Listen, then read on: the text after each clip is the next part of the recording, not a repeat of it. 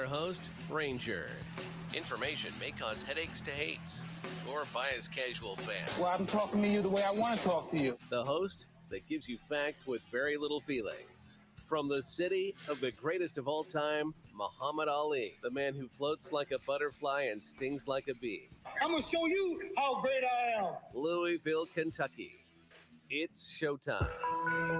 What's going on, people? Welcome once again to Raw Boxing TV. I want to thank you for joining us live tonight. With us in the house, two very special guests in the middle, the one and only Sulem Urbina. Welcome to the show. Hi, guys. Thank you guys for having me. And last but never least, Mr. Moonshine himself, El Adobo. El Sazón. El Sazón of the white TBC, man. What is going on, people? Urbina, what is going on with you? Thank you for being here. Can you hear me? Yes, sir. Thank you guys for having me. I'm excited to be here with you guys. Awesome. Sazón, talk to me. How your day been, man? I'm doing great, man. You know, just trying to get my second wind or my third wind. Just working hard, man. Working hard on this boxing stuff. Trying to deliver the goods. I got you, man. Excellent channel. Con sazón, tú sabes, estamos cocinando. How's food gonna taste without adobo y el sazón? So true, man. Listen, guys, we have a very, very interesting show tonight. Hopefully people do start getting a notification from YouTube and start joining in. Tonight, we're going to talk about all of this dilemma at the 135-pound division. We're going to talk about an explosive fight that I'm not going to mention. I'm going to wait till the mystery guest jumps into live here in about 20 minutes. But first, Sulem Urbina is not here by coincidence tonight, guys. She's on a mission.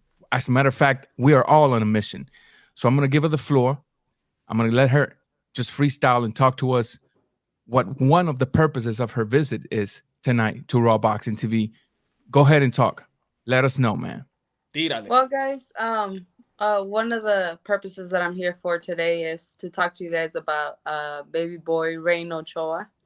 He's a kid that I completely fell in love with. He was born in the system. His mother, violated her probation, left the country, came back when she was pregnant, and he was born while she was in jail. She's still in jail, and he had been, jumping from home to home, and I got a hold of the kid for a little while, and I just fell in love with him. I wanted to keep him.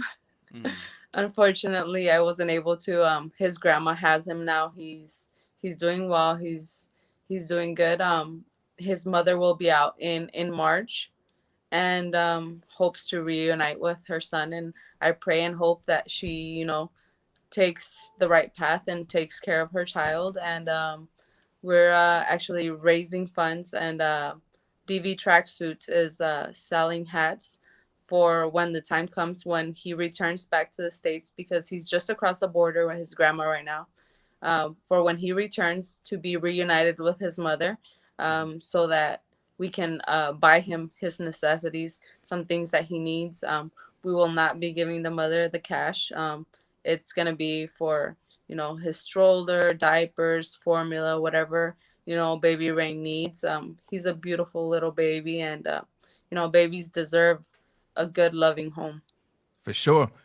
And it's very important to realize, people, that sometimes kids get caught in the middle of situations created by us grown-ups without having a say-so in the matter. And so the link is in my description. Like you heard it from Sulem, this cash will not be going to the mom.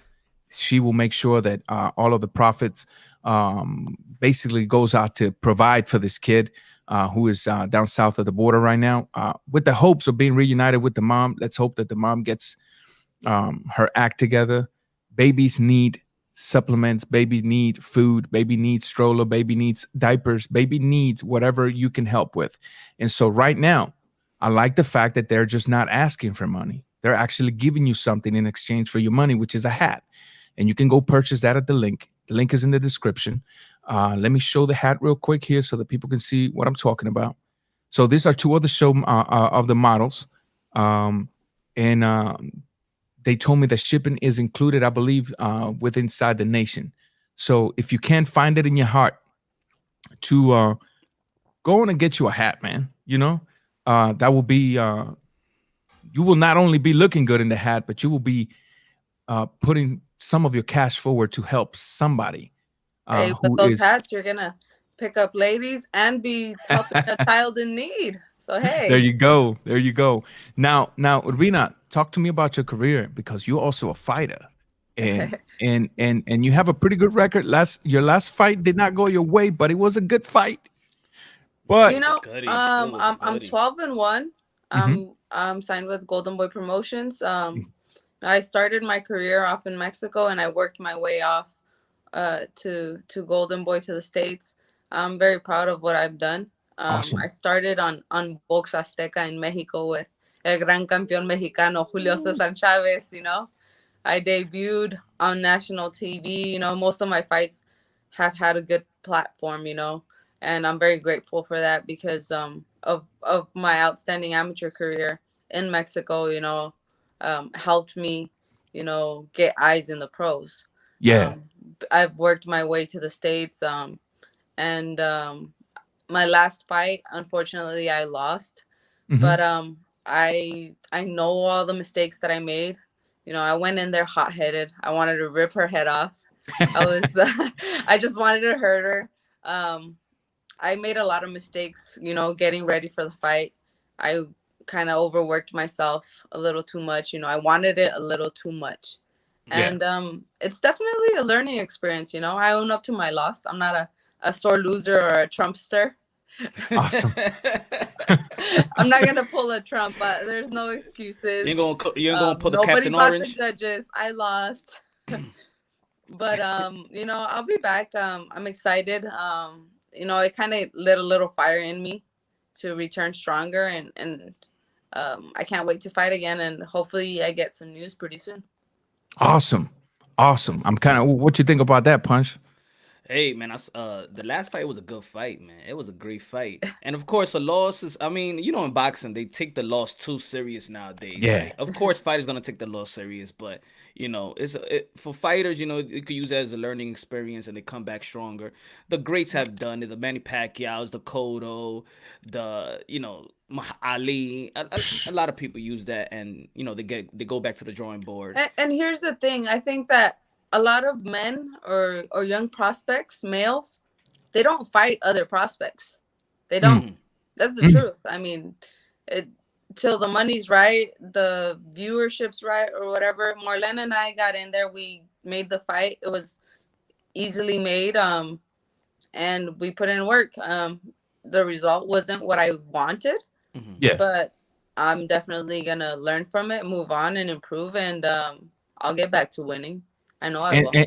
And Marlene is no joke, and she's not no rookie. I mean, she's got amateur experience, she's got Olympics experience, and she's no joke. She's a very tough cookie, and it was a good fight. And I'm glad that you're taking it in the way that you're taking it. A loss doesn't necessarily mean the end of your career. A lot of fighters nowadays have what we call the Floyd Mayweather syndrome. They're trying to keep that O as much as they can when that O is not guaranteed for the entire, for your entire career. But I'm glad you're positive. Now your husband is your trainer. Talk to me about that relationship. It's spicy. It's spicy. Sometimes. Tiene adobo, tiene sazón. Yeah, how y'all turn it off and on, It's hard because sometimes I really want to just punch him in the face. So I do when we're doing pad work. Mhm. It works out great. Honestly, I can't see another male supporting me the way he has. I weigh in these tiny little bikinis. I go on trips, do these things.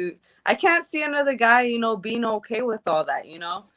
Fans asking me for pictures and stuff. I can't see another guy being supportive through all that and not being kind of jealous, and all that. Yeah. And then another plus side is, I don't have to pay for personal training or anything like that. Oh, It's all taking in the advantage. house. Hey, taking advantage. Yeah, big time. No 10%, no No 20%. nothing. Nothing. He takes the whole purse. Oh. Oh man. Now, I, Sulem, let me ask you something, and I don't know if you, but I think it's something that is very important for people to know because you got a story behind you involving your brother. mhm.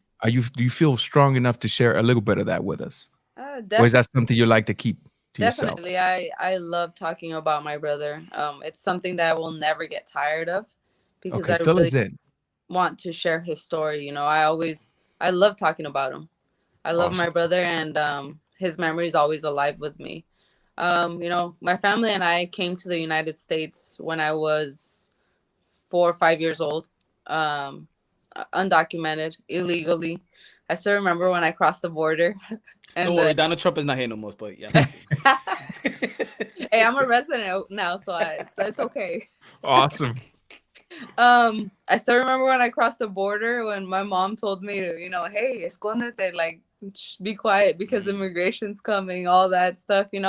So we had it tough right from the start. And in '96, I got the opportunity to be a big sister for the first time.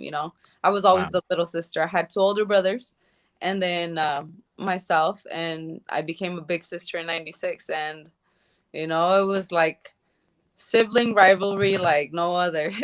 um, his name is Alexis Urbina, and when he became a teenager, he started boxing along my side, and that's when him and I became inseparable. Because before, oh my God, we would fight all the time.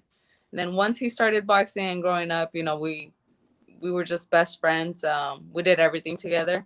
And in 2013, he became national champion for Team USA. He started traveling international. He went to Ukraine. He was part of the team with Shakur, with Alex Rincon, Antonio Vargas, um, all those kids. That he did a lot of camps with them, and that same year, right after coming back from Ukraine, somebody broke into our home and they killed him. He was gone. He had just turned 17 years old. He had a bright future ahead of him. It is the hardest thing that I've been through in my life. But, Mm. I learned that all you have is this moment. All you have is right now. And right now you have to make the best of it. And right now you have to show the people that you love them and care for them and be there and appreciate right now, because right now can be gone in any instant. Do you take that? Do you take that into the ring? Do you take that type of emotion and Definitely, do you definitely. take it I mean, out on somebody, or if you feel angry, or I think when he first passed away in 2013, I won nationals like just within a few months of him dying, and I was mad. I was angry the whole time. I wasn't enjoying myself. I was doing it for him, and I wasn't doing anything for myself. The whole Olympic cycle of 2016, when I went to the Olympic qualifiers and all that, I was boxing for him to make him proud because we both wanted to go to the Olympics together. Myself representing Mexico and he representing Team USA. Mm. Now, when that was taken, I decided to keep on going in a way of, to give my parents a little bit of hope and to show people that you can, turn something negative into something positive and, share his story. But it wasn't Awesome. until I turned pro that I actually started doing it for myself, you know? So when you were an amateur still after his death, basically every time you stepped in the ring, you were doing it in his memory. You were doing it to solidify his memory. You were Every time, using his memory as an engine to push you through, wasn't it? definitely. I think him being gone, for some reason it built a stronger bond with boxing for me. Mm. Every time I would win, every time I win, I always point to the sky, and I Gotcha. dedicate my fights to him because I want people to know who he was, share his story, and know that, you don't have a choice as to the things that come to you in life, but you have a choice as to how you confront them. And Yeah. I'm not here to feel sorry for myself. I'm here to keep on going. Awesome. I love to hear that. Now, I definitely understand and relate to your story when it comes to crossing the border. My wife also crossed the border at a very young age. She's from Veracruz, Mexico. Hmm. And my wife has told me some stories, the things that people go through sometimes. Um, a lot of us will never understand that. So I can definitely relate to that. I think it's horrible what you went through with your brother. Um, it's sad to hear every time something like that happens, how very little concern people have today for other people's lives. But I'm also glad the fact that you have learned to deal with it. Now, let me ask you a question, because the last time I had a female fighter here in my channel was super flyweight undefeated Mariela La Flaca Espinosa, and she told me that she went through a very dark period in her life, and the very thing that took her out wasn't even medicine; it was boxing. Hmm. Is that something that you box? So boxing has been more than a career to you. Has Therapeutic. boxing been the avenue to help you deal with the dark times in life? Definitely. I can tell you for a fact that if it weren't for boxing, I would have probably gone crazy, either ended up in an insane asylum or dead or whatever. Because Mm, boxing is a way of me for me to relieve stress. mm. Um, I have to be active. I have to keep my mind occupied. When I have downtime that I can't be at the gym or whatever, it I get really stressed out. I get really depressed. Mm. Boxing it's my drug. It's a drug, and I'm high on boxing every time I fight. It's an amazing feeling. It keeps me. Boxing junkie. A boxing junkie. Yeah, Yeah. and I can always appreciate a boxing head, man. What you think on this story, Punch? Hey, it's rough. It's rough. I never gone through a. I wouldn't understand. Well, I understand. I wouldn't understand from family's point of view passing away, but a best friend, yes, passed away. Hmm. It does alter how you see life. It does alter how you approach things in life. So I mean, I can't imagine a brother or a Hmm. sister. I wouldn't even know how to. I don't even know how to comprehend that. So Yeah, it has to be one of the hardest things, and to move on and to live every day, with that type of pain that sometimes it doesn't go away. You just learn how to channel your emotions and channel everything else. yeah. So Definitely. So Mariela, Sulem, basically, just to recap for all of those that are now just joining, you came here today not only to hang out with us and talk some boxing, which is the sport we all love, but you're also on a mission to help a baby, and we have hats that are going to be for sale with free shipping with inside the nation. The profit will be to help this baby and provide for his needs, such as formulas, such as diapers, such as food, strollers, whatever the baby needs. Here's a picture of the baby who right now is currently south of the border. And so we're just waiting for that baby to come across and be reunited with the mother. And you also stated that if things didn't get better, you were going to take a step forward and try to adopt this baby. Is this correct? That's correct. I fell in love with the baby. My husband and I, um, we just we felt a connection with him. We only had him for a little while, but we feel that we can offer him a loving home. We don't Mm, have any children, and that's actually what we wish to do one day. Is once if it happens soon, then it happens where we adopt a child and give him a loving home. But it's something that we've always wanted to do. That's why we don't have children. excellent. Excellent. Well, I want to thank you for sharing this story, and I hope you have no idea how much I hope that something good comes out of this meeting today here. That whatever needs are needed are met through some way, and so you told me you want to hang out with us because you want to talk boxing. So we're gonna do that, right? Yes. There's a lot to Let's talk go. about. There's a lot to talk about, and the man right there with the el adobo, el sazon. This man's been the man in the middle of a fire between Bill Haney and Teofimo Lopez Sr. Man, and I want to play a little clip here so we can get this engine rolling here. Okay. I had to steal this from you, my brother. So excuse me. Here we go. We strive for our sons, and we talk the shit that we got to talk about our sons. And nobody's gonna know what's gonna happen until Haney faces Lopez and Lopez faces Haney. Yes, sir. And that's what that's what's so good about the boxing game, that everybody want to see that fight. Absolutely. You understand? Now, hey, now I got to get off the phone. Punch. Did you just hear what I'm saying? You see what Senior just said? No, you got to get off the phone because I came on the phone. March 2021. If the Kambosos if they don't get 10 million. And by right, I'm saying this, go for the money. I mean, if you can get 10 million, I mean, what the fuck can I say to stand in front of that? Now, because the reason I wanted to have you here tonight, Punch Drunk, is because you and I know all of the misinformation floating around this particular case.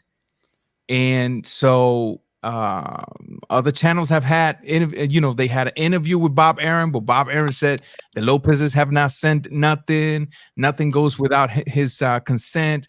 But you've been in the middle of it, so fill us in. What's going on? Because I'm just a bystander. I'm just grabbing my popcorn, cognac.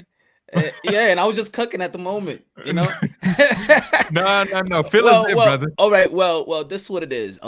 First and foremost, man, I think we have a responsibility to break things down fairly and logically, unbiasedly, you know.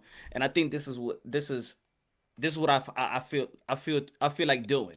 When you have a situation, sometimes you hear one side of the story. You may hear Devin and Bill Haney's side of the story, and people could run with narratives. People could run with the facts on just one side, and then the Teofimo Lopez on the other side.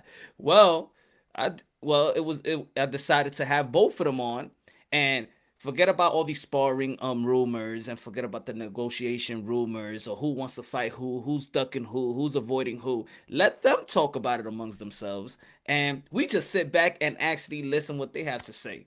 So with that situation is, of course, y'all know that Teofimo Lopez is mandated to fight George Kambosos, IBF. But of course, Teofimo Lopez will rather fight Devin Haney if he can't get the Kambosos fight in Australia, because Australia, that's where the money's going to be at.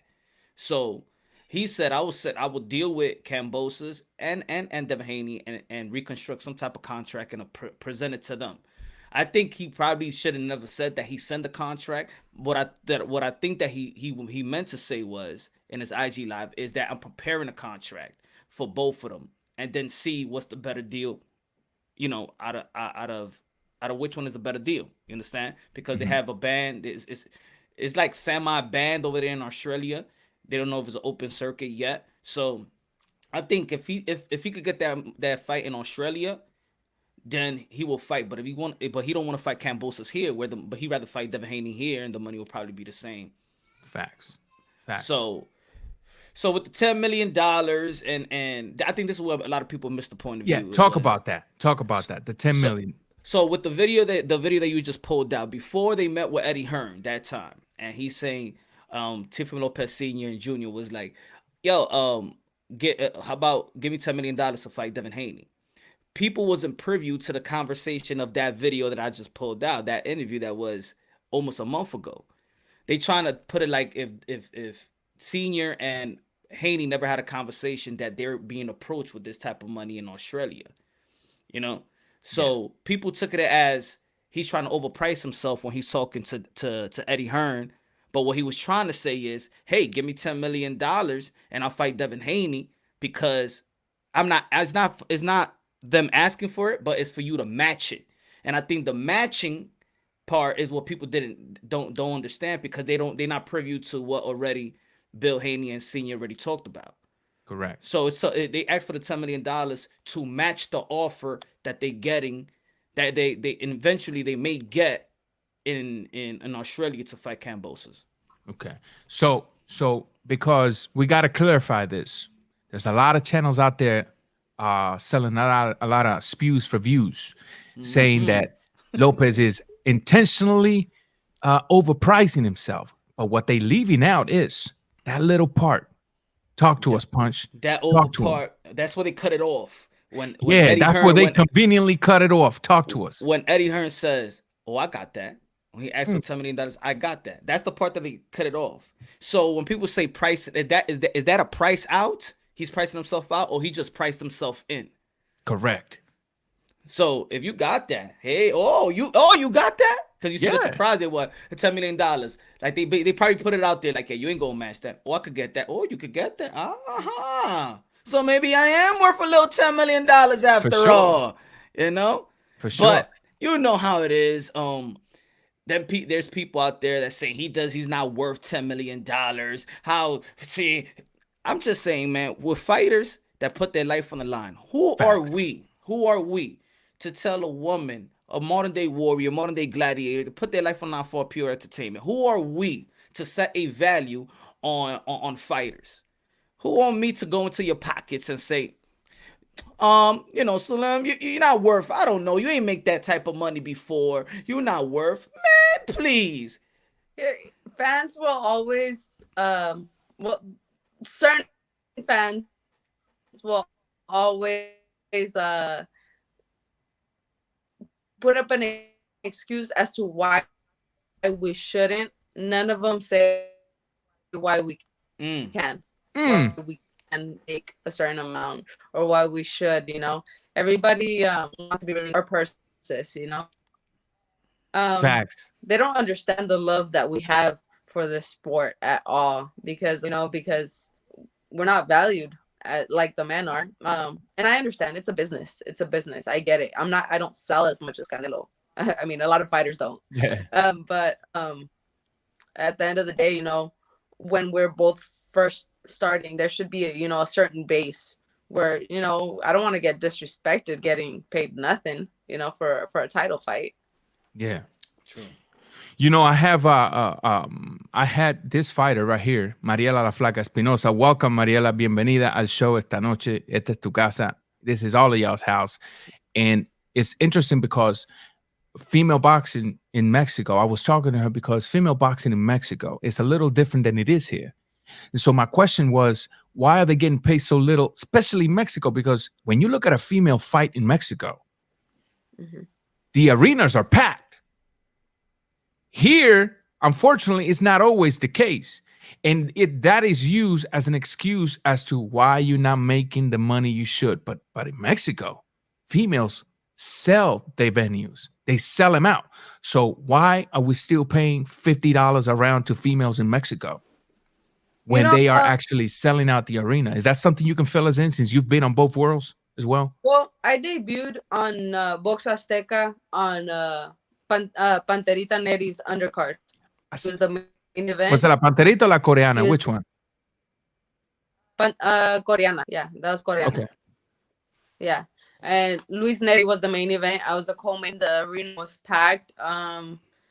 Honestly, I think that it has a lot to do with just, in Mexico, they don't pay very well in general. I mean, honestly, I was making more than fighters. It's also because of the name that I had and that I had built over there. But USA is still playing catch up with Mexico in the sense of televising women and putting quality fights on, because Mexico does that every weekend. I mean, Saturday boxing in Mexico is like Sunday mass. It's every Saturday night you're watching Box Azteca, or Televisa, whatever it is, and there's always a female fight on the main card. There's always exciting too. Yeah, and they're always really good fights. They're very competitive, and in Mexico, when I'm there, I'm treated like a queen. I get, here I'm like a little fish on a big pond, and I show up to a show in Mexico, whether it's amateur or pro, and they love me. You're a queen everywhere you go. You're a queen everywhere. Oh, thank you. These loyal Thank you. subjects don't understand. So and you're right. A lot of this fanboys out here don't really understand boxing. They get attached to a single boxer and they think now they got knowledge of the sport. They got no idea. Now Sulem, in this dilemma, this Haney Lopez dilemma, obviously you've heard what my man here had to say. And I know you're not a stranger to male boxing. I mean, Of come on, course we all not. boxing heads here.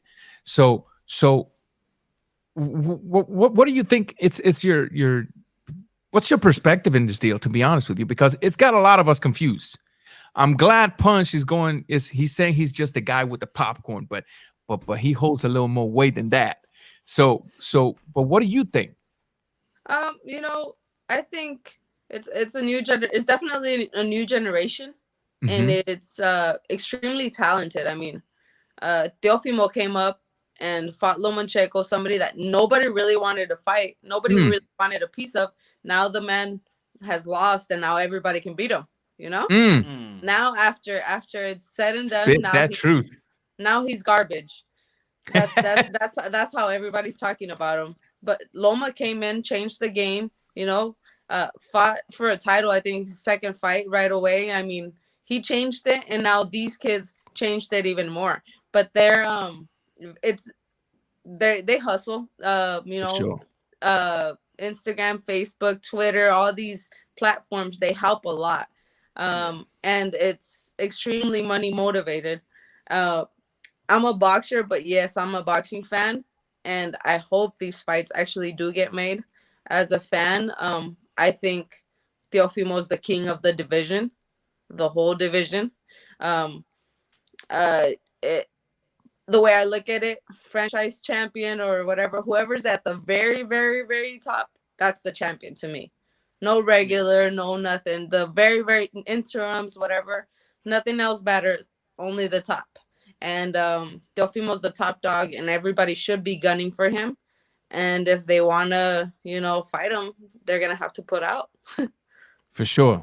For sure. So as a fighter, because I'm actually glad that you're here tonight. As a fighter, how does make you feel when, for example, like Punch Drunk said, when people say, well, if I was to come up right now and I said, Sulem, you don't deserve 150,000 for a fight. Like what would your response be? Because that's something that my previous guest dealt with it.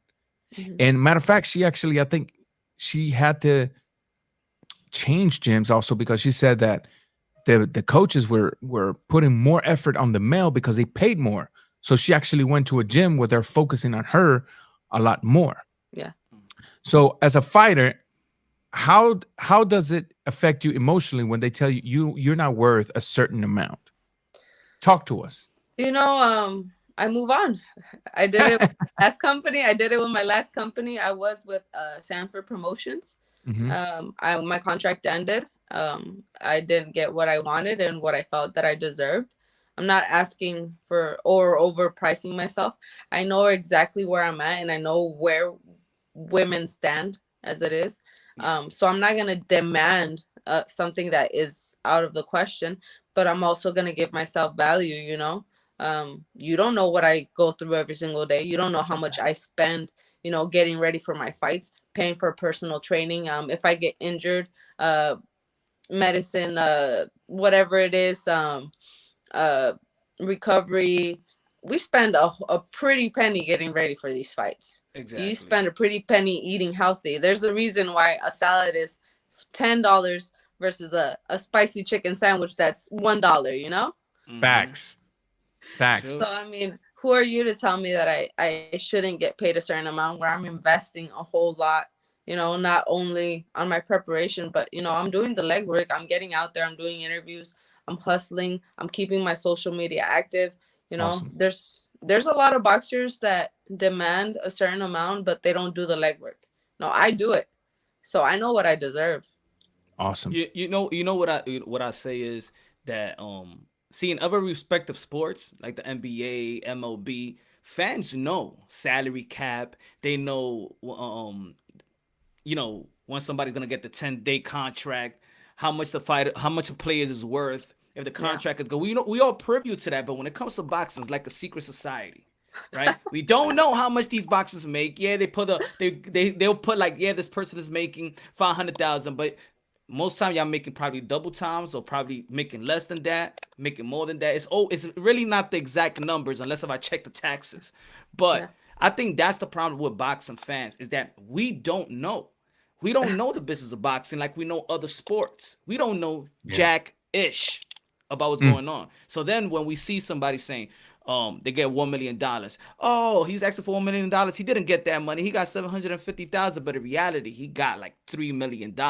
So that's why you could see a guy like Sean Porter says, $1 million to fight Bud. Do you know I just got $2 or $3 million to fight my last fight? What you thinking? You know? So then the fans is like, oh, he's overpricing himself, because they don't know that they probably already made that type of money. They got no idea. Now, Sulem, if this fight was to take place, how do you see it? How do you see it? Haney versus Lopez. Let's be real. I mean, we got to take into consideration the resumes here. I don't want to sound like a fanboy, because we're not. Let's talk strictly boxing. Let's stay in the middle here. We all know David Haney is a very good boxer, very good fighter coming up. But we know who he fought last, and we know who his last opponent fought before. We know the state, where his last opponent is at in his career. And then we got to look at Teofimo's last fight. So how do you see this fight if it ever happens? And the fight before that, Richard Comey. I think Haney's very talented. His ring IQ is very smart. I know the kid from when he used to come fight here at a local boxing tournament called Gene Lewis when he was like 8 years old. He'd be running around with his little belt after he won. The kid's been in this since forever, He knows what he's doing. He's done it well. He's, he has a good marketing team with him. But I just think Teofimo is more of a dog. He's like savage. He's just he also has that ring IQ. He has that that snap, that unexpected punch that, just catches you and it's night. I haven't seen that power with Haney, with a Gamboa that, everybody has hurt. He did not even, hurt him. I think that spoke a lot about it. And then, like I said, Teofimo stepped up and gave the fans the fight that the fans wanted in the time they wanted. He didn't wait to marinate it. It happened right away. I was one of those that I was saying, hey, he better fight. After all this smack he's talking, he better fight Loma. And he did. And he shut the whole world up. So I think that's a huge difference. I think I give the edge to Teofimo and can probably even stop him late, because Teofimo can box very well and he has that power. He's got that snake bite punch that you don't see it coming. It just snaps, it taps you. We can ask Richard Comey. Yeah. He'll tell us all about it. Exactly. You know what I mean? He'll tell us all about it. So real quick, I want to send a shout out to everybody in the house. Ignorant Boxing, Andres Rodriguez, the Shoe Shine, HLD, man. Thank you for being back. 01 or 203. Interesting name. Chicano Prophet, Maria Espinosa, G Funky in the house. All of you, welcome. I hope that you guys are enjoying the video that we have today. Punch. Yes, sir. So Bill Haney says Senior ain't signed the contract. Senior says the same thing, but the other way around. Bob Arum says nobody has sent anything. And Bob Arum also said, I would not send a contract unless I think my fighter can win. And the guy on the interview was trying to twist the words to kind of make it seem like Bob Arum was implying that he doesn't think Teofimo can beat Haney. Therefore, that's why he's not allowing the paperwork to go through. But you know a lot more about that because you've talked to both. What's good with that? Well, with both, it's really, practically what I said earlier is that they join out contracts for both of these guys, for Kambosos or for Devin Haney. And it's all about being patient. The fans don't want to be patient. They want to see the next. Look, 3 weeks after the fight, they're like, oh, he got to fight this. He got to fight this while he has a boot on his foot. Like, fans just don't want to relax. Like, relax. As a matter of fact, they won't fight probably in April anyway. You know? Yeah. So I think that they will send the contract. Look, put it this way. What has Teofimo Lopez proven to us? Everything. He's proven that he's not afraid to challenge himself, even when people don't believe that he should challenge himself. Andre Ward didn't think he was ready for Lomachenko. Timothy Bradley didn't think he was ready for Lomachenko. The whole world did. The whole world. Exactly. Including myself. Exactly. And matter of fact, nobody thought that he could outbox Lomachenko. So he's proven himself with Nakatani, with Comey, and Lomachenko back to back to back. And now, even if he doesn't fight Devin Haney, Kambosos is a top 10 lightweight, which he's a mandatory in the IBF. Not only the IBF, but the WBO, he's number 1 ranking. Just because he's not in America, they're not going to give him the shine. They're making it seem like it's a four horsemen type of stuff. Yeah. So our job is to be like, wait. It sounds good. It looks good with Gervonta Tank Davis and Ryan Garcia and Tio and Haney, but there is Javier Fortuna out there that could throw in a monkey wrench. There is a Linares todavía that could throw in a monkey wrench. There is a Nakatani if he gets in. Nakatani and Ryan Garcia, you think it's going to be that easy? No. You still got Lomachenko. He only For lost. sure. You still got Lomachenko. So no, the fans killed him already. yeah, but exactly. But even with them is a hard fight, you know. So I do think they'll send the contract. I do think if the best chance if he doesn't fight in Australia, I think they said that they want to push for the fight with Devin Haney. Yeah. And they've been very adamant about that. And Devin Haney is very adamant that he wants the Teofimo Lopez fight.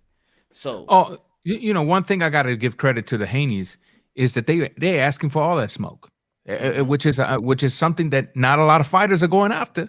And nobody's knocking what Bill is saying about his son. I think if my son was a fighter and I was managing him, I would say whatever it takes to get my son the best fights to elevate my son. Nobody's knocking that. What we're simply trying to do, what we're simply in a mission is to clarify all of the false narrative surrounding this possible clash. What we're trying to do is to clarify all of the nasty, filthy comments that have been involved when it comes to both of these fighters. That we got some YouTube channels out there with a lot of following that have found that, or somehow they seem to think that it's good to degrade downgrade a fighter in order to elevate the other. Yeah. When at the end of the day, both of these fighters deserve all the credit. Both of the fighters we're talking about deserve all the credit. And at the end of the day, those channels have never even been in a ring to fight because I know them personally. Okay. And so, no, man, we got a fighter here in the house tonight. She just told you everything she's got to go through in preparation for a fight. She just told you everything that she got to go through if she gets injured. And she says something very interesting. They already dug a 6-foot hole and dropped Lomachenko in it just because he lost to Teofimo. Same thing they used to say about Nakatani. Oh, he went to distance with this Nakatani that ain't worth a damn. Then Nakatani comes back and shocks the whole world by knocking out a Verdejo that for the first 6 rounds I was looking at that fight and I was like, dang, this Verdejo is on fire, man. On fire. You know what's the issue also is that when fighters talk, fans don't tend to listen. Yeah. For example, Sulem said she needs to pay for the nutrition, need to pay her own insurance. Pretty much. Sparring partner, because if you're about to fight this elite fighter in your respective division, you gotta pay for great sparring partners. Let's not forget Mike Tyson, Evander Holyfield, when he fought Mike Tyson, guess who he had to bring in to prepare him for Mike Tyson? David Tua. David Tua basically only became a millionaire just being the sparring partner for Holyfield so he could prepare. So there's fighters out there. Look at Amanda Serrano when I interviewed her, and she said this is the first time when she was preparing for Katie Taylor, there was the first time that I could pay for a real training camp. Wow. Meaning that her other fights, she's just going by, whatever she's just working with what she has. But when you pay good money to these fighters, then they could spend on a great camp and prepare themselves for a good fight. So that's another thing that people should understand, that these fighters, they're not even getting paid well for them to be for them to prepare well for the fight. So Correct. for people to be out there and to demand how much a person's supposed to be paid, like if they're financial advisors, we need to stop that. See, I understand to a certain point, fans will always have a right to say something, because if we didn't want the fans to say anything about boxing, it'd be done behind closed doors, no viewership, nothing, so fans have a right to say things, but there should always be a certain respect, a certain respect, and it's just, for what we do, because at the end of the day, it's dangerous. And I think it goes all the way back to, just athletes. Sometimes, they're praised, and other times they're trashed. I think there should be some sort of a balance and a respect all the way around. I respect the fan base, and the fan base shall respect me. I mean, of course, it is what it is. Of course. Now, Mariela, I mean, Sulem. No, because I keep mixing them up. I was going to ask you a question related to Mariela. Mariela Espinosa is un hombre casado, ¿oíste? Un hombre casado usted. Oh, trust me, I got no issues with that. Mariela is a super flight. You are a flight? Flyweight, yeah. Flyweight. Are you moving up anytime soon? Not anytime soon, unless something good pops up, then maybe. I mean, now let me ask you a question. When it comes to the 2-minute rounds, one of the discussions we were having with Mariela and with other guys, and with G-Funk and with D-Style, some of the guys that are surrounding all of these female fighters, that we constantly talking about them, constantly talking about the situation in the sport, in the female side.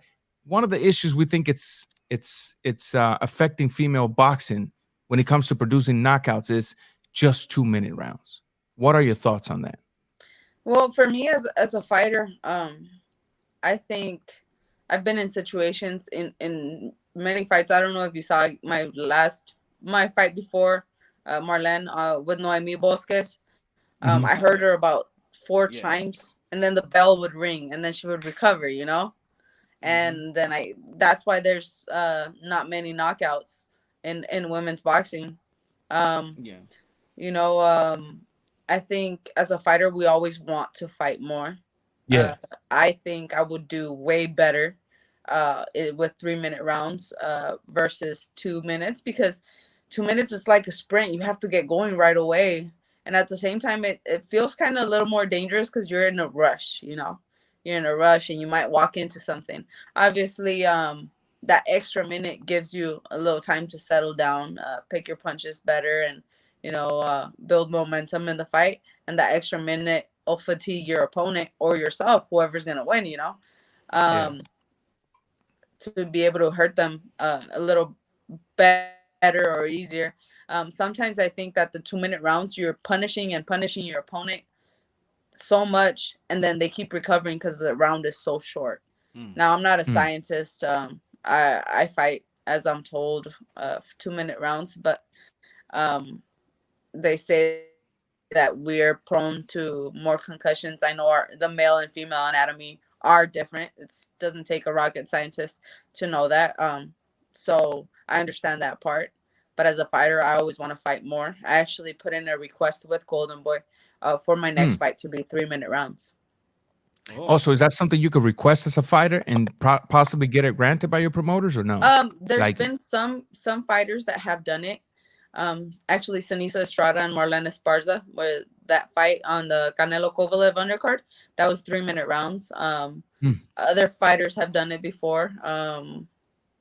And I really want to do it. Awesome. And so you seem to think you are in agreement that if you had an extra minute and say championship bout go from 10 to 12 rounds, you think you can definitely start producing, the females can start producing more knockouts. Definitely. Now, don't you think that if that happens, should promoters You think promoters are hesitant to do so because they probably think that the purse also has to move up a little bit? Honestly, I think we're in a. I think they're all trying to do their own part. Eddie Hearn's doing a great job with Matchroom. Um, Golden Boy's pushing their women. I'm getting paid well. Awesome. It's picking up, but we just have to keep putting quality fights on the mainstream so that we can get that audience, get that fan perspective and get them to want to see female boxers on TV. With good matchups on these platforms, it'll pick up, and I mean, obviously, more viewership, you get paid better. Of course. I think with women, with the women boxing, especially when they put them on the cards with good main events, is put them as co-main event. Put them where there's fans out there that's watching. In the beginning of the telecast, a lot of fans is not there. They getting their food, they getting their drinks. Put those women, the women fight right under that main event. For You know, sure. it doesn't hurt. It just helps. If we truly want to build, we truly call ourselves a gentleman's sport. Let's be gentlemen enough to put them in a position where they could succeed. Putting them in a car where they're in the beginning when nobody is there. At 3 o'clock in the At nine, afternoon. the telecast, starts at 9 o'clock, and who really goes like, yo, there's a fight, Anthony Joshua versus whoever, and we know the fight. We know already as boxing fan, this fight is gonna start like around 11:30. So Yeah. nobody really gonna be at 9. You still cooking, you still preparing stuff. It's 9 o'clock. You ain't even paying attention to it. But Yeah. if you have that fight, and then you have the woman right under, and the place is already getting packed, everybody's sitting in their seats, then that would show, more women boxing. We it looks like that boxing wants to uplift the sport of boxing with the women and things of that nature. I think it's all Yeah. about placement as well. Yeah. I asked that same question to a female fighter that was being interviewed by D-Style about a month and a half or two ago out of Australia. And I asked her if she thought that by promoters having them fight as a co-main event, will it help? At least with the purse aspect of it. And then the exposure, because let's be real, that we can talk about the exposure all we want to, but at the end of the day, that money is too important because most fighters don't have a 401k Yeah. with a pension or nothing like that. So the more they make now, the more they can, make smart investments, live a good life, and possibly when they hang the gloves, they can live the rest of their life based on the fruits of their labor. Well, her answer to me was that in Australia, that was not happening because the promoters were using the excuse, yeah, you're in the main event, but at the end of the day, he's the one bringing all of the fans. And she seemed to imply that she was making just about the same amount of money. And that's where I took issue with the situation in Mexico. Here in America, they tell you, well, it's because women do not put ass in the seat, right? But then I look at freaking Mexico, and they can sell out arenas. Over there. And then I talk to Sell arenas. female, and then I talk to female boxers, and they're like, well, I only got 50 pesos per round, my $50 my last round, and I use some of it to feed myself and then go travel to watch a fight. And I'm like, what the hell? Then what's And really going here's on the here? thing. Here's the thing about Mexico, though. I will say is, when you're fighting in any country, you are honestly you want to make it to the United States because Facts. here's where the money's at. That's every single fighter. Every single fighter. Everyone South America, even Europeans want to come fight here in the States. Japanese women want to come fight here. Everything, women or men, everybody wants to come to the States. You want to make it to the States because this is where it's at, and that's the truth. Yeah. Now, guys, I miss when champions fight all over the world and not just stay in Vegas. You see, like Floyd, one of the greatest, but he's still Thriller in in Vegas. Manila. I wanted to see Floyd go to Japan. I wanted to see Floyd fight in the UK, be a world champion. Yeah. I'm not taking nothing away from him, but I'm just saying I miss those days when It's you the hear good old days. Yeah, The Jack Dempsey tours. Remember that when the story about Jack Dempsey doing fight tours and stuff around the world. Yeah. You know, precisely. I was on a live show today earlier. Maestro's Out, which I recommend the channel.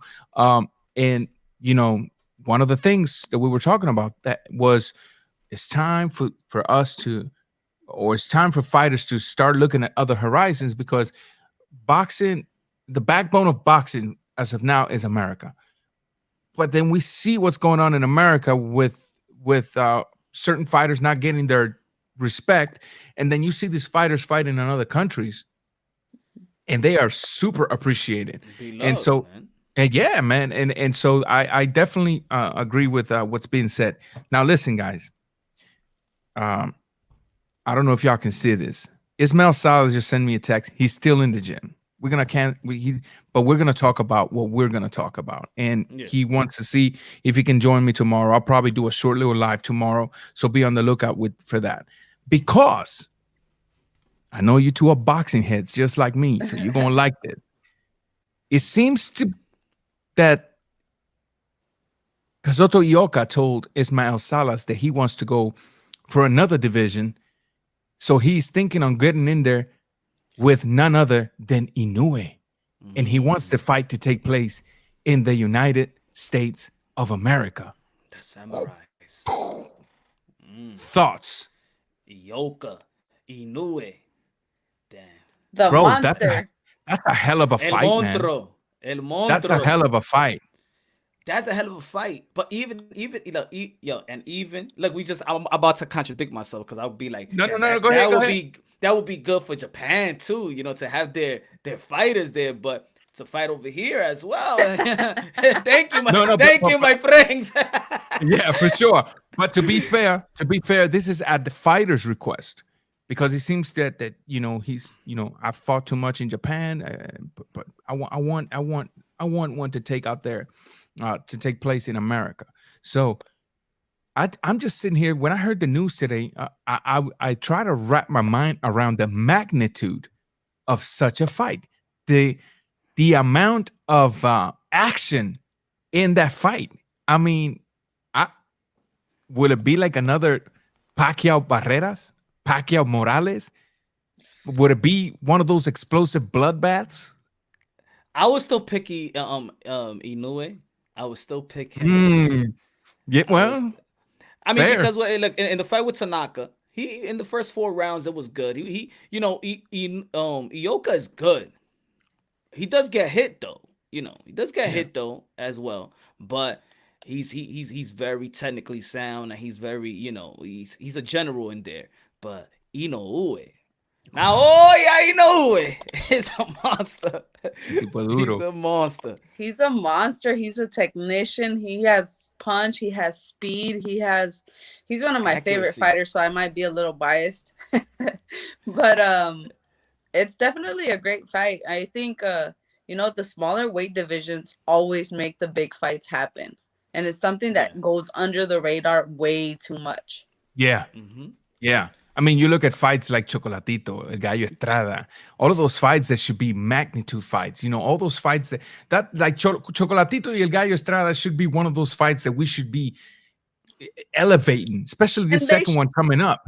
And they deserve their million. They deserve my it. Goodness. Yes. More. My goodness. Exactly. I mean, talk about it.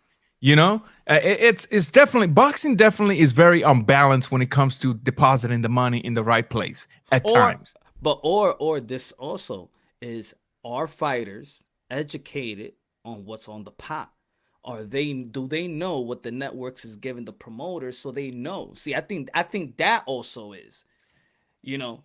Let me tell you a quick story. That's when the quote unquote the Al Haymans of the world come into place. He has a relationship with networks. He knows how much these networks. How much you gave? 30 million over that? Huh? On the pot? That's what you hear. That's what you hear. Mikey Garcia getting paid $7 million to fight Jesse Vargas in the zone. And people was like, how did Mikey Garcia get $7 million? Because it's not really sometimes what you think they're worth, but what's in the pot. What the ads and what the investors have put in that pot to make that type of money. You know? In the Sean Porter case, when he fought his last fight, that he got $2 million. Mm-hmm. Plus, people don't realize the 2 million The- plus, I think it was 35% of the 2 million plus the percentage. He walked out of there with just a little over 5 that night, but people still got just the 2 million in the hit. They don't realize this fighter actually made over 5 million in that one fight. And guess who told me that too? Ooh. The trainer. Oh, there you go. So that's what I mean. Like, do you know that this guy walked away from almost $5 million, but then you hear to fight Bud Crawford and be like, oh, you're worth only Bob, $1 million. You're not gonna fight him. Come on. But because people are not privy to what these guys make, but it's none of our business for Sulem to tell us how much he got paid. You know, it's none of our business. But I do think that boxing does need a little segment of how money is transfer, what the expenses are. You know, just throw a little money to educate the fans, because that's when the fans don't know. That's when boxers be like, you don't know ish about boxing. I know you don't know. I know I don't know ish. You don't want to tell me. Yeah, that's a fact. That's a fact. Now, when it comes to this Ioka versus Inoue possible clash, I'm really hoping it happens, because it'll be like a blood transfusion to the sport we all love. I mean, you've said it in your live streams, Punch. Boxing right now has lost a lot of his moral values, a lot of his integrity, principles. Yeah, it's lost a lot of that stuff. I know somebody like you, Sulem, somebody that loves the sport, would appreciate to see mega fights like this, just injecting life back into the sport. Definitely. I think, I think back to when, I was a kid and I used to watch Morales, Barrera, the Prince. I hated Nassim so much. Oh, I hated him. So I bet you was happy when Barreras beat him, weren't you? Oh, I was so happy. You have no idea, But all those guys, they were good for the sport, You had that classy HBO, the fights, the way they were, the commentating, everything. I get the chills just remembering the 24/7s, all that, it's missing.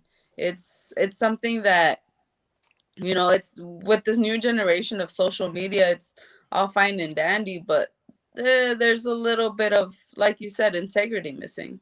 Yeah, a lot of it actually. Do you think that the promoters have a dinosaur type of strategy now, like they're not moving with the time, or do you think that they're just don't want to promote like they used to? Like, I remember going to the grocery store, the deli, or the highway, I will always see a poster. I see a Miguel Cotto. You don't see posters anymore. You don't see posters. You don't see posters in gym. Like, I have posters in my gyms, but they're older posters. I mean, Tito Trinidad, Oscar de la Hoya. I mean, but it's not only the promoters. I think that's a huge part of the promoters, because before the commercials on TV. I think the last boxing commercial I saw was Manny Pacquiao with those pistachios.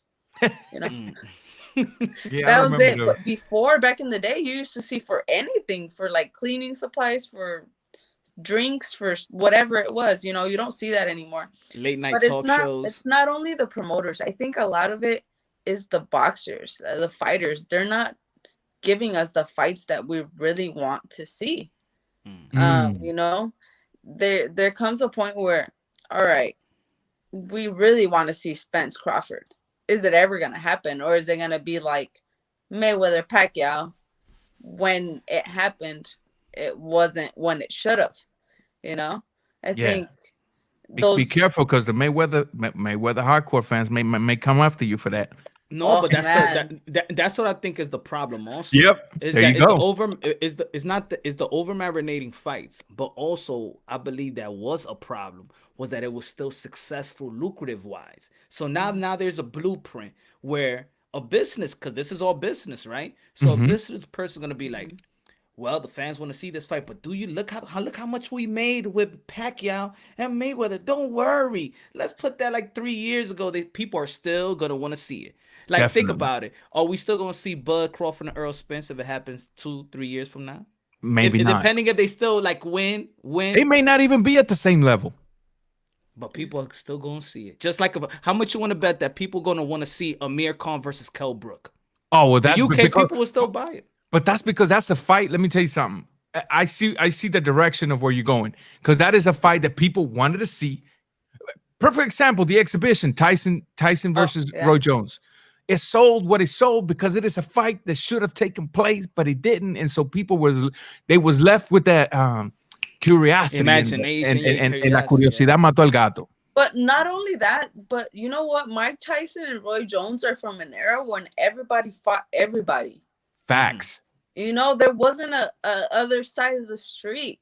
There wasn't, you know, it was good fights being made. And that's where it goes back to the, you know, I don't think it's just the promoting. Obviously, it's a huge part of it, but it's the fighters. Because at the end of the day, the fighters are the big bosses. The fighters keep it going. The fighters are the ones that keep the whole business going. Facts. That's facts. Nah, but guess what? I'll still fight. I'll still fight for this generation. I do think that we don't get the fights, the mass fight that we want to see. The Anthony Joshua, Deontay Wilder that missed. The Earl Spence and Bud. But I do think that we still have fights. But the thing is, the respect level is not there. Like we may have Thurman, Garcia, but in the back of our mind, we're like, Earl Spence and Bud. So we're missing. They're saying the welterweight division, they're not fighting each other. But if you really look at it, they are fighting each other. But the thing, we're still looking at Bud and Spence though. What about them? But missing that Earl Spence is fighting Porter, Danny Swift Garcia, Porter, guys, and they all mixing it up, you know? Fact. And I think that fans also is missing it up. You know, we miss it. I think this is a good era. I do think it's a good era. Look at Little Machinko and Teofimo Lopez, but then they'll go around and still talk ish about it. Yeah. Now let me quickly do this because I want to keep the mission alive throughout the entire show here. And for all of you that are still with us, I want to thank you. I want to ask that you hit that thumbs up. Sulem is here on a mission. She ain't just here to talk boxing with us, guys. At the beginning of the show, she opened up about her story. She opened up about a story involving a very interesting, very innocent, a very lovely individual. This man right here, this young man right here. The mission is to help this young man. To me, he's a baby, but that's a man right there, damn it. The mission is to help him with all of his needs. He's south of the border. He is being pulled apart or is apart from his mother. His mother's dealing with some issues right now. Obviously, she's not here just asking for you to pitch in cash without exchange for nothing. These hats here are for sale. The link is in my description where you can go purchase some of these hats. Shipping is free inside the United States. The mother will not be receiving any cash. Everything is going to be going to supply this beautiful baby right here. And if I can find it, if I can tell you guys to find it in your heart, go check out the website, go check out the hats. If you can spare $20, get you one of those hats. They look good, and you'll be helping this beautiful baby on the process of doing so. And so to continue on here, man, because we're having an excellent show. Let me tell you something, Sulem. I'm kind of liking you as a co-host. So you're going to have to talk to your husband and tell him, hey, listen, when I get invited to Raw Boxing TV, I'm going to show up. You know, hey, you let me know. Let me know, and we can work around it. I can be here for sure. For sure. Now, Punch, I gotta involve you on this one again, porque el lío que tú estás en el medio del chisme. So. No. Yo soy un hombre, tú sabes. Tú tienes el sazón. For real. Ya tú sabes el adobo. No se cocina sin mí. No se cocina sin mí.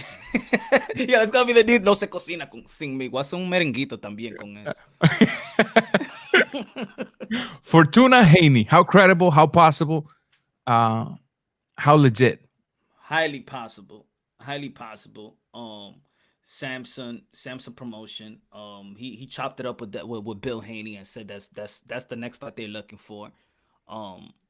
But of course, Devin Haney wants Teofimo Lopez, and they got their eyes on Teofimo Lopez. But Javier Fortuna is right there, and that's his second mandatory. Ryan Garcia is not calling out Devin Haney. He doesn't want to fight him next. He wants Tank. So, of course, he's going to be subjected to fight his other mandatory, which is Javier Fortuna. And that's going to be a great step up of course, the thing with Devin Haney is we want to see him step up, you know. And I think that's a good fight and that's gonna test him. And it was good Javier Fortuna knocked down Losado, which actually beat Felix Verdejo. So he does got some type of momentum coming in, which with Gamboa was, yes, it was technically a step up for Devin Haney, but he didn't have momentum going into that fight with a win, with you know. But Javier Fortuna does got momentum going inside that ring, knocking Losado out in the 5th round, I believe so. So that right there, it could be heavily promoted, and I think it will be a good fight. What you think about that fight, Sulem? Javier Fortuna and David Haney. I want to see it. I think I was super sad when Fortuna and Linares didn't happen because I wanted to see the winner of that go up, you know, against either Garcia or Haney or whatever it was gonna be. But Fortuna, he's hungry, you know, and I think he's kind of mad that he's being overlooked a little bit, you know, and this fight could really, you know, shake up the division if he was to beat a Devin Haney, because he absolutely can, you know. Yeah. Samson actually told Bill, listen, we're knocking you the hell out. But he also told them that he was avoiding him for a long time. Facts. And let's clarify that, Sulem, before we go on. I'm sorry, I don't mean to cut you off. For all of y'all that was selling the dumpster juice, as my man G Funky used to say, for all of you that are selling the dumpster juice, that Fortuna was running away. Samson actually said it was the team that was running away, not Fortuna. Let's make that very, very clear. So I still think Fortuna is a good fight for David Haney. You know, we had a poll here. Let me find it here real quick. And oh no, this is the Ryan. I didn't upload the other one. Anyway, one of the reasons that I think is a good fight, because a lot of the people on the poll I did on Twitter, which was who should David Haney fight next before moving up to Teofimo, a lot of people wanted to see him with Fortuna and some with Nakatani. And but I also heard when Bill went to the Boxing Voice and said, well, you know, we might do a Nakatani, and Nez said, no, don't do a Nakatani. No, don't do a Nakatani. Like they try to stop him from even saying that, you know, because I think Nakatani, people need to realize Nakatani is no pushover. Go ahead, Sulem. Man. He's dangerous. I had me crying. He had me crying when he hurt Verdejo the way he did. Man, he put a great comeback in that fight, because Verdejo did to that boy what nobody had done. He dropped him. Nakatani had never been down prior to that fight, and he was down twice. And you know, a lot of people said this fight's gonna be over within 2 or 3 rounds, right? But when they saw Verdejo landing them explosive right hands on Nakatani, just busting that lip up, and Nakatani going down for the first time and then going down for the second time, people thought, oh, this fight is over. I thought it was going to be over. And then El Samurai from the Yarikawa clan comes back and he just shook off them knockdowns like nothing. He was fine. He was fine, and he robbed us of Teofimo Verdejo in March. Right? Man. New York City. Man. Puerto Rican Day Parade or something like that in Madison Square Garden. Man. But, yo, that was the best Felix Verdejo. The first 6 rounds was the best Felix Verdejo we ever seen. Ever. Yeah. It was the best. He looked at strong. He looked at precise accuracy. But, hey, the battle with nutrition. You know, stamina, endurance. And gladly also, because we've seen a lot of premature stoppage in boxing. Imagine they would have stopped that fight earlier, you know. Man, so had they stopped that fight when Nakatani went down for the second time and then he kept getting touched in that lip, it would have robbed us of such a great fight that it turned out to be, you know. And that's just being a boxing fanboy, not being a Verdejo fanboy, Nakatani fanboy. That's just for boxing. Solely for boxing.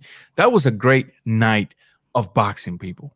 Nobody can deny that. Nobody can deny that. You know? Yeah. Sulem, anything coming up for you? Any fights coming up for you? I haven't spoken with Golden Boy about a potential date yet. I'm in the gym. I'm getting ready to, you know, just start sparring and moving.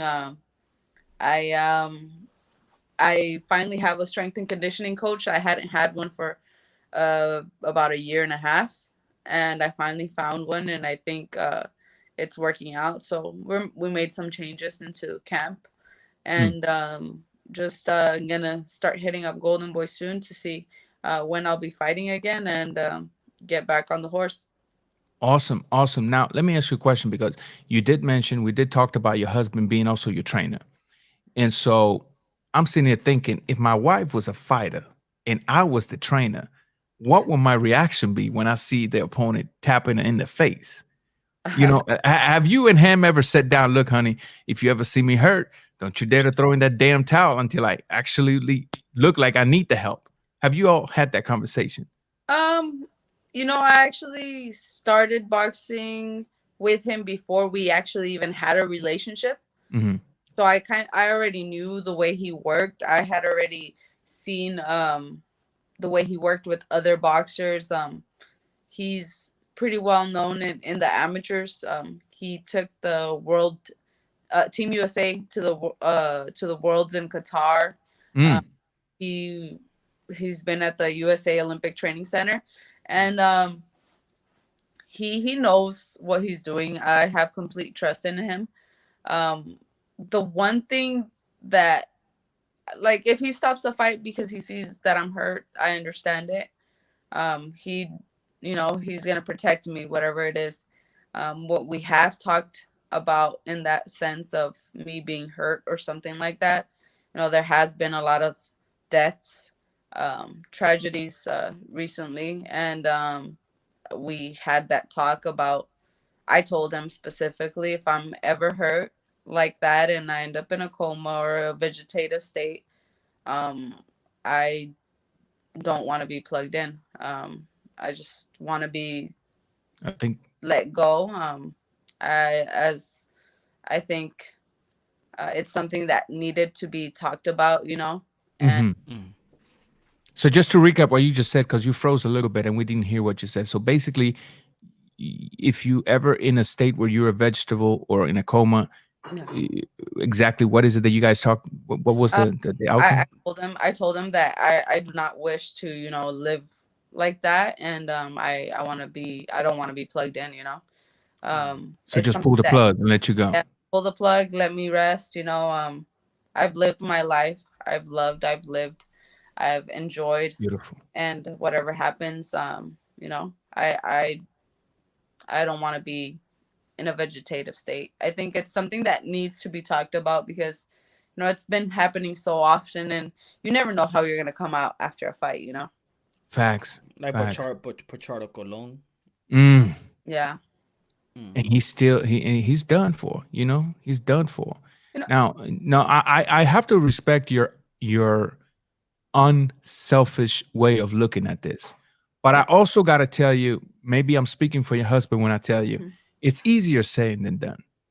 I can't seem to me put in your husband's shoes, if I may. I don't think I would listen to you, because at the end of the day, let's be real. Here's the thing. He told me exactly the same thing.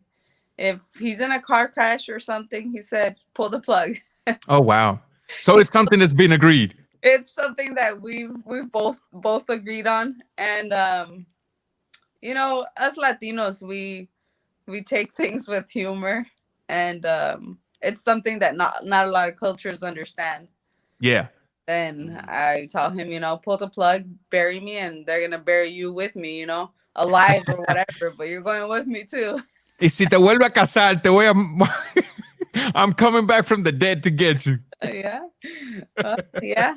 I mean, we've talked about that a lot, honestly. I think when my brother passed away, I learned to be a little more accepting and knowing it's something that's inevitable and that's gonna happen. Gotcha.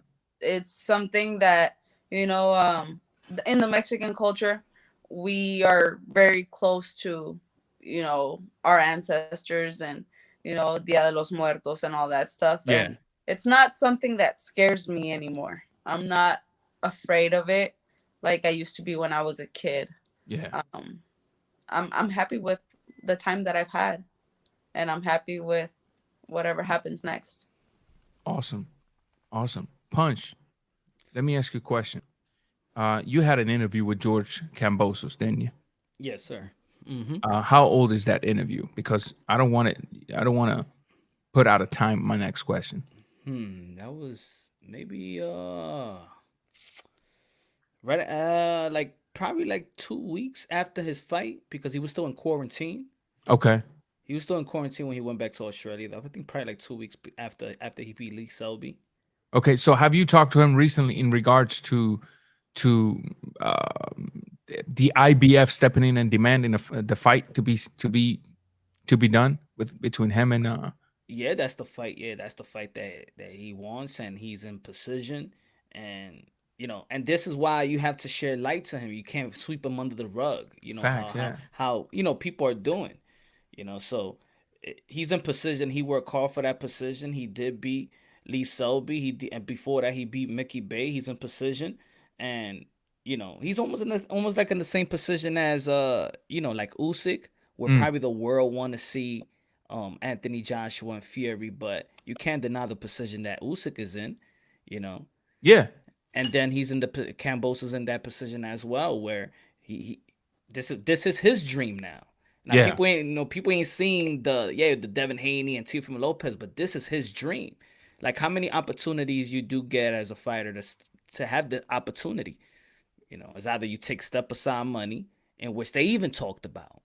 Mm. Stepping aside, Teofimo Lopez wanted him to might want him to step aside so he could get that Devin Haney on fight, but I doubt he's gonna step aside.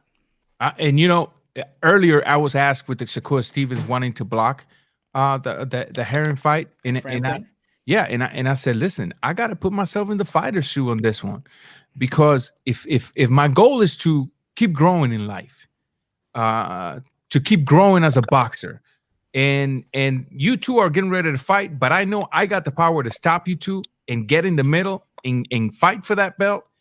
I'm sorry, as selfish as it sounds, I'm doing it. Would you do it, Sulem? Definitely. I think at the end of the day, in boxing, once it comes to getting in the ring, you got to be a little selfish. Yeah. You have to. If not, you're just gonna keep getting stepped on. You're gonna get pushed aside, and time flies. Yeah. You're not gonna be young forever. You have to get those fights in. It never stops. What can you say to the people that have boxing platforms, the boxing content creators, independent media? What can you say to them in helping women boxing grow? Like, what do you see that, damn, if y'all do this, do you know where we could be at? Like, what do you feel like is missing? I think first off, what's missing is the big fights, the good competitive fights being made on a good network, a big platform. And secondly, I think the fact that, a lot of YouTube channels, media, mainstream, big channels, small channels, whatever it is, everyone interviewing women and talking and, shouting us out every time, there's a big fight, everybody's talking about that. Throw in a little bit about a woman's fight or something, and little by little we're gonna keep growing. I think we're getting a lot of response because of these interviews. I thank you guys for inviting me on the show today, and I appreciate that, because maybe somebody's gonna get interested in me and look me up, and then they're gonna start following me, and then they're gonna want to see me on mainstream TV, and then they like somebody else, and that's how we're gonna keep on growing. So just keep on interviewing us, give us a little shout out here and there, and always we're gonna keep on going. Always. And like I said, man, I'm gonna tell you the same thing I told the previous female fighter. You welcome in here. Anytime you see me live and you want to jump in, hit me on Twitter, DM me on Twitter. Hey, shoot me a link. I want some of that smoke. Boom, and you in here. Because at the end of the day, exposure is very important when making a fighter grow. You cannot grow a fighter if you don't expose it. And to go back to the question the Punch was asking you, which was an excellent Question. Look, we got to be real about something, and it's not being cocky. Mhm. ESPN doesn't talk boxing as much as we do. Yeah. HBO does not talk boxing at all. Showtime doesn't do it as much as we do.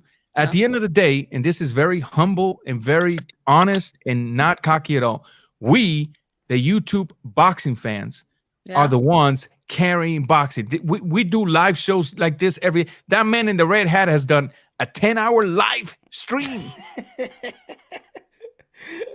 10 hours. I'm surprised he's not divorced by now. I agree because of all these YouTube interviews that we do, you know, they get so many views, and you Google a fighter's name and all these interviews pop up and everything, you know. It keeps you relevant, it keeps you going. And that's when you get the opportunity to come out on the zone, on, you know, because at the end of the day, you know, that's what Ryan Garcia has done, and he's done it well. Yeah. Because Excellent. if you look at Ryan Garcia's following, it's bigger than any. He has more followers on Instagram than Canelo does. Oh my goodness, for sure. And I want to take the liberty to answer that question for Punch and for Sulem. To all of you that have a platform in the YTBC, the very thing we can do to help female boxing, the very thing we can do to uplift female boxers, to uplift a up and coming fighter, whether it be male or female, get on Twitter, send them a message. Hey, you want to come into my expo? Let's stop the talk of bombs. Oh, who wants to sit down and watch a female match? Well, I do, because I'm a fanboy of the sport. Hey, and they had one of the best fights of the year. I do, because as of lately, they've been giving us more actions than a lot of the men. Harper, Natasha. Oh, that was a great fight. It's one So- of my favorite fights. One of the fight of the year. You had Cecilia versus McCaskill, in which I had her. You know, they had the fight of the year, and they had Tyson Fury and Teofimo Lopez. I felt like they dropped the ball. They should have had McCaskill and Teofimo Lopez.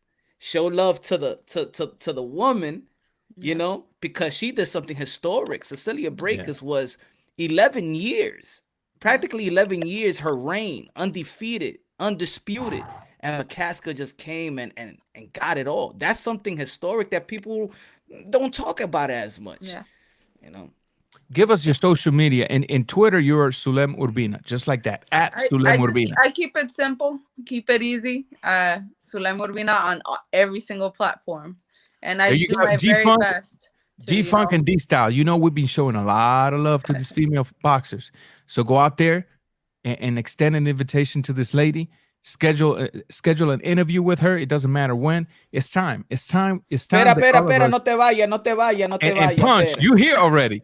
No. One more question. I think this is. No, we're not leaving. We're not leaving. Oh. Se parece que era un conclusion. Como no, we're not leaving. Play the song in the Grammys. No. No, what I was, because my fault to cut you off. I just want to. No, man. Good. This is your show just as much as it is mine. Because gracias.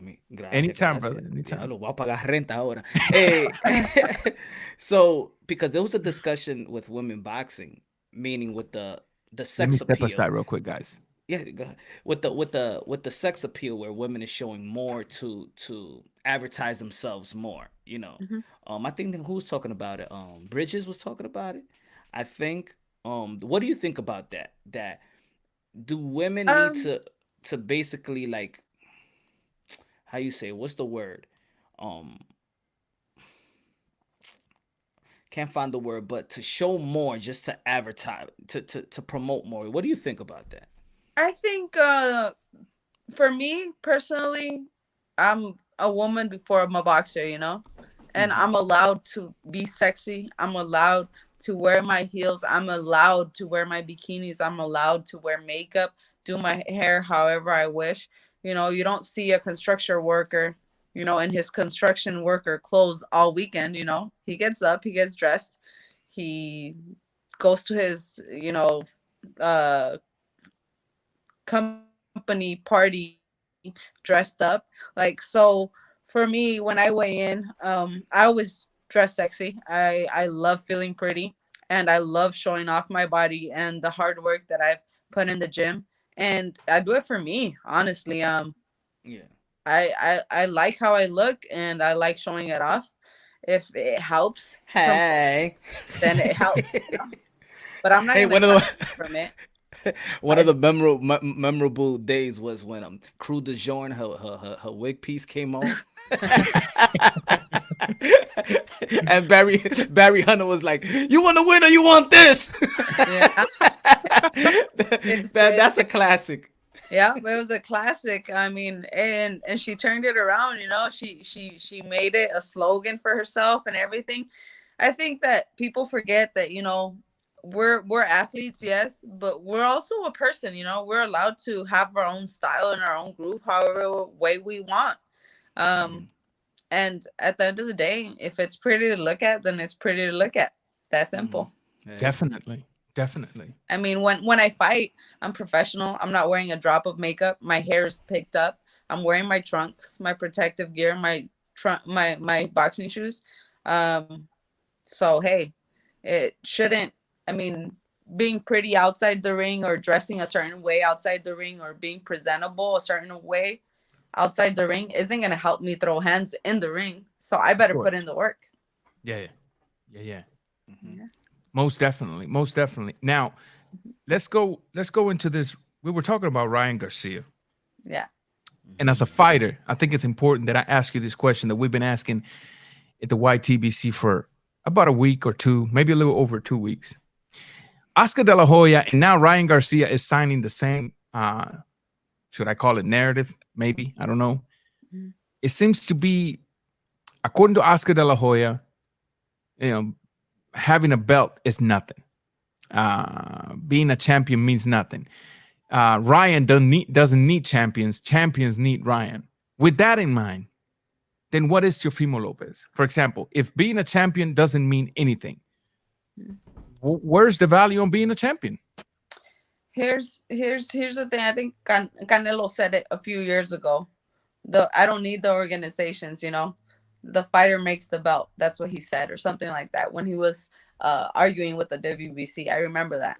Mm-hmm. And I think they both need each other, I think, having a belt solidifies you as the world champion, and Teofimo has them all. So there always should be respect there. As a fighter, myself, I believe in integrity and knowing, I know that Ryan has the huge following. I mean, I wish I had that following. I wish, I had that fan base. He has people talking about him that aren't even boxing heads. I get on my Instagram whenever he's fighting, and people, my friends that aren't even athletes that don't follow boxing are, talking about him. They're posting on their stories, everything. So he's a world star. But I think that in order to solidify that with the boxing community and everything, he has to be a world champion. That's just my perspective. I respect the kid. I think he fought like a G in his last fight. He really impressed me. I was very curious to see, how he was going to deal with Luke Campbell, because Luke Campbell is not a pushover. Thank you.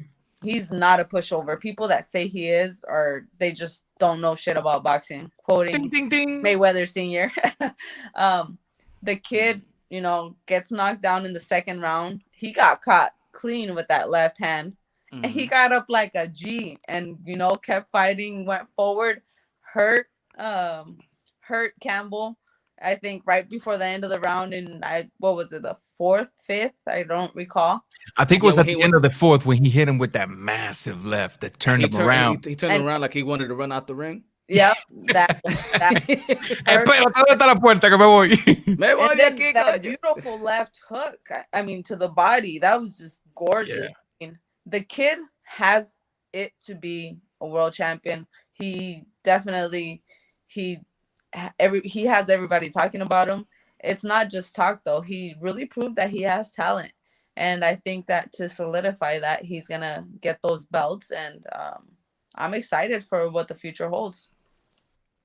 How about that chin up in the air, though? Because that seems to be a mistake that needs to be corrected. I think it's something he's always had. If you pay attention to I agree. those videos of him sparring The back in the amateur. amateurs or those amateur fights that he had with Haney. It's something that he's always done.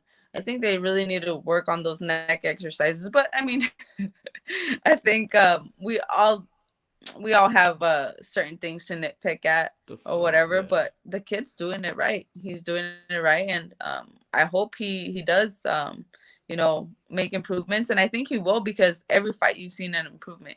I mean, when he fought Carlos Morales, he didn't look all that great, and look at how good he looked with Campbell. So. Hey, look, there's a lot of box. You know the special boxers that they call like special is the unconventional ones. Roy Jones Jr. did a lot of stuff wrong, but he looked at amazing and special, right? Did a lot of things wrong, but is the unconventional. Look at Vaquero Navarrete. What does he do right? Exactly. And there's a lot of people also that critique Miguel Burchett. There's a lot of Miguel Burchett's chin is up in the air also. I mean, he fights straight up. He's very squared up. But dude, the dude has like brute force. He kicks like a mule. I mean, he hits like he was kicking like a mule. And I can't wait for Burchett Valdez. So here, while we're talking about them, when I do the live about that fight, I'm gonna invite you in. Oh, which one? Ask Valdez and Miguel. Yes, yes, you're gonna be invited. If you want to have your husband also with us, he's also welcome. Because as a trainer, I like to get his perspective on this fight as well. I will say I'm kind of heartbroken about this fight. I know both of them very well. Oscar and I have been friends since we were 10 years old. Berchel since I was on the Mexican national team at 19 years old. So it's like, it's heartbreaking, but I still want to see it. I got Miguel on this one. I don't know. That's gonna up him. I got Miguel on this. But we're gonna have to wait, Punch. Don't give it away. We're gonna have to wait on that one. I'm wondering how he's gonna react with COVID after COVID, Berchel. Because from what I heard, he did have pretty tough symptoms. So I'm curious about that also.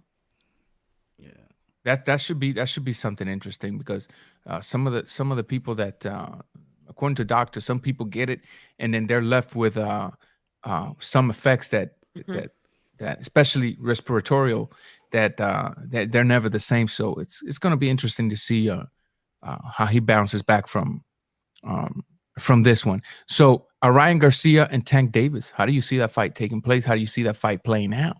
Because before you give us your thoughts, some people see it. Some people see Ryan knocking him out. Some people see Tank Davis taking advantage of the chin up in the air and possibly pulling a Leo Santa Cruz. What do you think?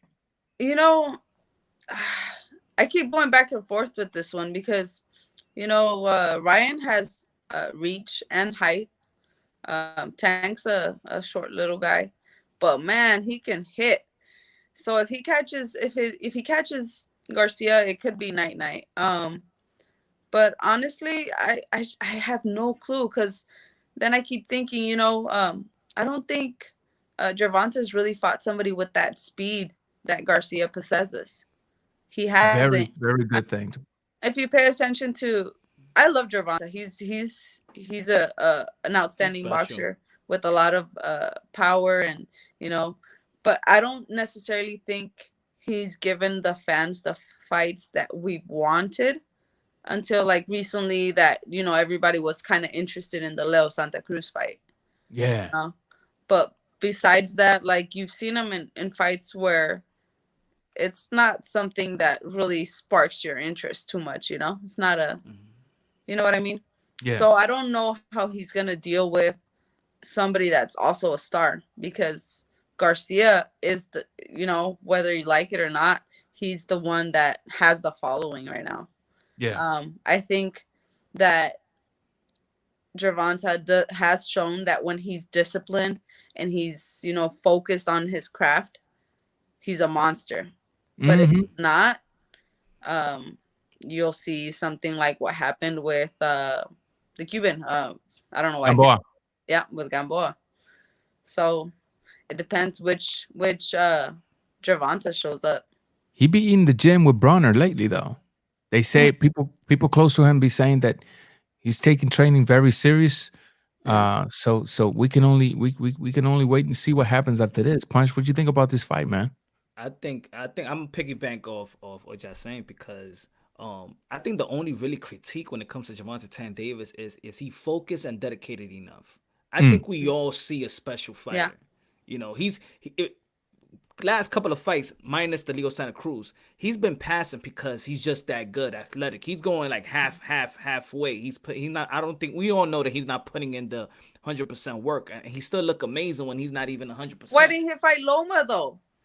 Oh man, Mayweather smart. He knows his own fighter. He knows his own flaws, and he knows that if he needs Javante Tan Davis to be focused for that fight, and maybe he's not there yet. He ain't ready for that. But I do think that I don't look at the knockdown with Ryan Garcia. I look at the way he responded, and that tells me a lot about a fighter. I come from, I don't know. I used to watch boxing. I see guys get knocked down all the time. I seen Trinidad get knocked down practically almost every time in the beginning of a fight. His father would smack him up, wake up, and then he would just come out of nowhere and knock everybody out after he gets knocked down. So I don't know. I think we come from an era where we seen people go through adversity, and that's what the respect come. That rocky feel, that the underdog getting back up and stuff like that. Now, because of Mayweather, even if you touched, even if you stagger, he's exposed. He's exposed. you know. But that showed me that I think Ryan Garcia answered all the questions, even with that knockdown in that fight with Luke Campbell. Yeah. I think his left hook is right there, range wise, height wise. He's right there for to land it on Tank Davis. We know that Tank Davis, probably his defense is not all that. He's more reflex than defense. Like, he's the type of guy that he will take hits to land that punch. Even when he landed that uppercut versus Leo Santa Cruz, he got hit with 2 straight right hands, and it's almost like, bum, and then hit him with the left hook, the left uppercut. So, I think that Tank. See, if you want to tank, I put it this way: if you want to tank David, you should have got him when he was in focused and determined. He was in the gym sparring the day after the Leo Santa Cruz fight. Yeah. So, and he hasn't stopped working out and being in the gym. Now, this is the dangerous Tank. You should have got him when he was, partying in Baltimore, whatever. Yeah. There's going to be a hard fight for Ryan Garcia, but Ryan Garcia, I think, has the more upside. He's only, 22 years old. He's still growing. Just a kid. How old is Tank? 27, 26. 26. What's for sure, I didn't see, Tank fighting Luke Campbell when he was 22. Exactly.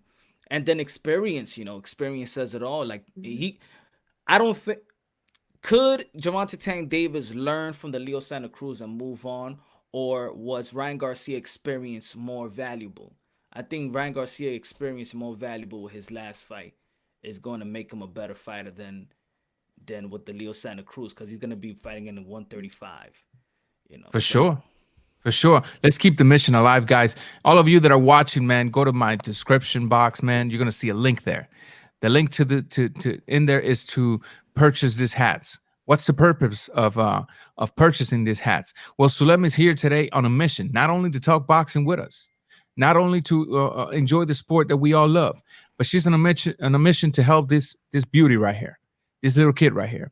And the way you can do that right now is by going to my description box, clicking the link below, getting you one of these hats, $20. Shipping is free within the United States. When you purchase a hat like this, man, remember, you're not just purchasing a hat, you're also helping to supply this baby with whatever needs he has. I don't care if you hate me. I don't care if you love me. I don't care if you're just casually passing by. If you're seeing this, find it in your heart to go to the description box. Get you one of these hats. If you don't want the hats, give it away, but get you one of these hats. And on the process of getting one of these hats, you will be providing food, diapers, necessities, and a stroller for this beauty right here. I'm a father, and I know it needs to be done. Sometimes babies are caught in the middle of some issues that they have no control of. This is one of those cases. So once again, go to my description box, click the link below, and get you one of these hats, whichever you like. When you do so, you will be helping to provide necessities to this beauty right here. Let's continue. We're gonna be wrapping it up pretty soon because I know. Listen. I know we can. I know we can sit here and talk boxing for 30 years, hours. right? But at the end of the day, I'm old, people, and I got to get up early to work tomorrow. I'm old, and see, punch right there. He had his little power nap. It wouldn't surprise me if he hangs up with me and does another 10-hour live show once we're done here. So, but listen, man, I'm as a boxing fan first and foremost. I have no complaint, especially from the lightweight division. As a boxing fan, today with that news of a possible clash between Ioka and Inuit in America. I mean, my spirits are like my desire for a fight like that. It's out of proportion. I'm hoping that tomorrow Ismael Salas will come in. I think he will. He's pretty good at that. And if he was in the gym, I'm not going to tell a trainer, stop training your fighter to come join me in a live section. Absolutely, absolutely not. But listen, guys, Punch. Yes, sir. You already know, brother. I want to thank you for accepting the challenge. Thank y'all. Sulem, I want to thank you for spending an hour and 45 minutes, not only telling us about your life story, not only telling us about this beauty of a baby right here, but just simply showing the world that that there's love to the sport from both sides of the aisle. Sharing with us all what it takes for you to prepare for a fight, sharing with us your thoughts on a fight, just spending time with us, and enlightening us and helping really the sport. Your presence here today, sharing your knowledge, is also helping the sport, because here at the YTBC, like I said earlier, we're carrying the sport of boxing. We're working to push it forward. So, any last word, Punch?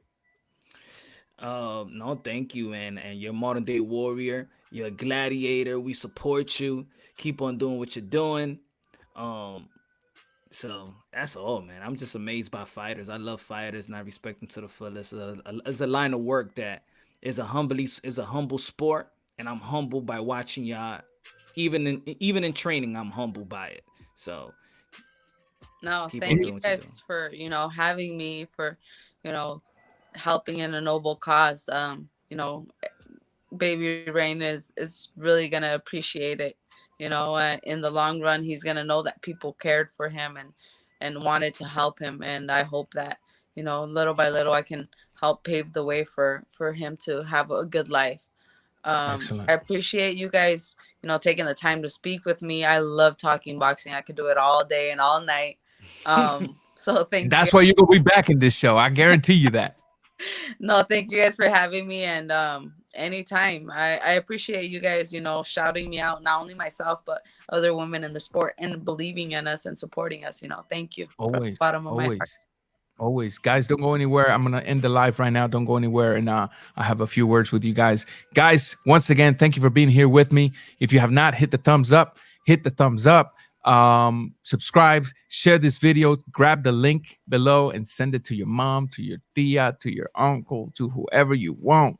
Let's get some exposure for this channel, for this lady right here, for Punch, for this mission that is very important. Find it in your heart to click that link, get you one of them hats, help this baby out. I know that it's a good cause, and I know that a lot of you guys are fathers and mothers if you're watching. So thank you for the time that you guys have spent with us tonight. Thank you, Punch. Thank you, Sulem. Raw Boxing TV.